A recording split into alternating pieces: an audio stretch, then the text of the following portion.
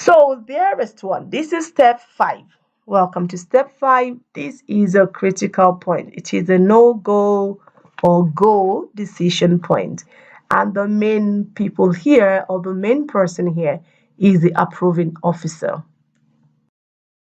The decision to proceed or not to proceed is given by an approving officer. And they do this on behalf of the executive director and on behalf of the director program division. The designated approving officer approves to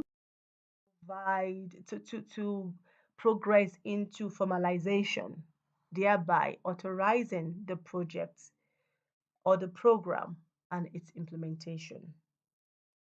Now, the branch coordinators and the region directors, like I said before, they now have delegated authority to approve go or no go within individual delegated thresholds, which they would have received in writing. The current delegation is that the branch coordinator can approve go no go for project or programs with value up to a maximum of $500,000, and the regional directors can approve go no go for project or program with value up to $2 million. Now, like I was trying to say this in step 4, even though the regional directors have alternate PhD chairs at the region, the alternate chair cannot give go no go decision. This would have to be done by the regional directors. So the meeting can be chaired by the alternate, but the decision and the sign off of on the project would have to be made by the regional directors themselves, himself or herself.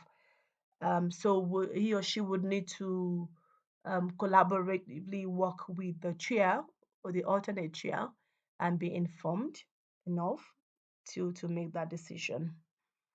By a go approval, the approving officer gives a go ahead to the related project manager to proceed to finalize the project document, to continue with discussion with donors or negotiation with donors or partners, and to proceed with the final agreement of cooperation in case it started in step 2 or step 3. Remember those parallel processes, and also to continue with any internal or external discussions, and to continue with resource mobilization in case the objective of the project document is for resource mobilization. Now, if a no-go approval decision is made, the approving officer returns the submitted project document to the project manager, either for amendment based on comment that he or she would have to provide, or as an instruction to stop because the project can be stopped at this point by a no-go decision. And when a project receives a no-go decision that stops the project, then the project manager needs to stop further discussion or negotiation with donors or partners. And this is a very important decision. In case a decision to no-go is made by a branch coordinator or a regional director, but unfortunately the relevant project manager is not happy with the decision, he or she will need to consult the director of program division. It is only the director of program division that can give any contrary decision that go against the decision of the approving officer. So the project manager cannot go ahead if a no-go is given by the approving officer. Instead, he or she should consult or inform the project program division director if not in agreement with the decision made. The project manager, in order to help the approving officer to make an informed decision, he or she can be called to provide um, more information to help the approving officer make. Um, the approving officer are required to ensure that decisions made by them are made objectively and for the benefit of UN Habitat, and that such decisions are informed by required information and they're properly justified, taken into serious consideration. And I say serious consideration here because it's very important. The recommendations made by the project advisory group technical team, as contained in the minutes of the related PAG meeting. The approving officer would have to justify why he or she uh, would not take such recommendation into consideration in the report made to the program division director on a quarterly basis. He or she should consult, is advised to consult as wide as possible, either the staff or the PhD technical review team members or the project manager or anyone they feel they deem necessary as to consult in order to ensure that when they make a decision is totally informed and justifiable. The approving officer is accountable for consequences of decisions made by himself, by him or her, and this accountability is personal and they'll be liable or held liable for such consequences. Um, on a quarterly basis, the approving officer would need to, is required, not need to, will have to submit to the program division director a quarterly report. The template will be sent around soon, and copies of minutes of PAG meeting that has been chaired by the approving officer would need to be attached, and justification, like I said before, where the decision made by the approving officer is contrary to the recommendations of PAG, there needs to be a justification provided in that quarterly report. And this report is taken very seriously and it would be required. And this will reflect in the performance of the relevant approving officer. The project manager, like I said, again, may be called by the approving officer for a meeting or by email request to provide additional information or justification to help the approving officer make a good decision.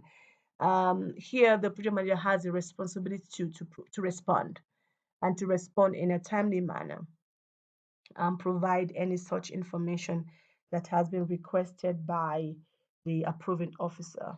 In terms of timeline, for regular projects and programs, those are for non-emergency, non-PCA, non-low value projects, the approving officer needs to make and communicate his or her decision within 3 days from the submission or from the receipt of the minutes of the PAG meeting. For emergency projects, the approving officer needs to make a decision within 24 hours and possibly the same day. For other types of projects requiring expedited decision, and that's the one I just mentioned, the emergency, the low value, the PCA, the project funded from core, then the approving officer needs to make a decision and communicate that decision within 2 days of receiving the minutes of a relevant PAG.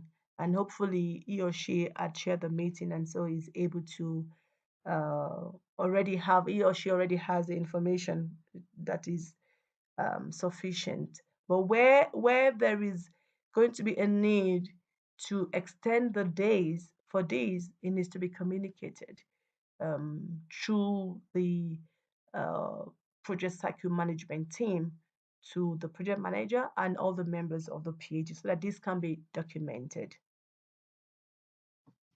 The system at this stage is an offline review of all the corresponding documentation, and once the PASS system is ready, there will be an approval status update in PASS. The output here will be an authorized project or program and the corresponding status to be changed in PASS.